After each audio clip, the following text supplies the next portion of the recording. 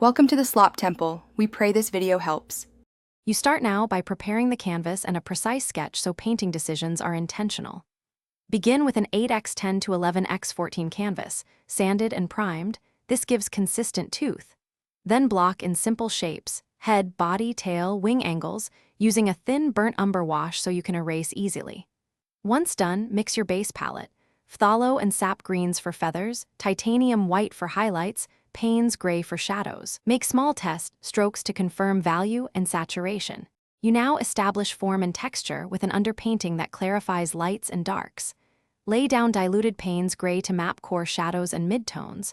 Reserve highlights by leaving areas pristine or using masking fluid so edges stay crisp. Next, build feathers from thin glazes to thicker strokes. Use a dry brush and a small liner to suggest barbs. Make sure to paint wing foreshortening with cooler undersides and warmer, brighter highlights on leading edges to sell movement and volume. You finish by refining highlights, edges, and small details that read from a distance. Use titanium white mixed with a hint of green or blue for sharp feather catches. Apply with a tiny round brush. For the eye and beak, deepen the pupil with a glossier mix and place a single bright catchlight for life. Once dry, apply a satin varnish. If something looks flat, glaze a transparent color to adjust value if edges are too hard. Soften with a dry scumble. This one tip rescues many problems. Thanks for watching. Consider subscribing if we helped you.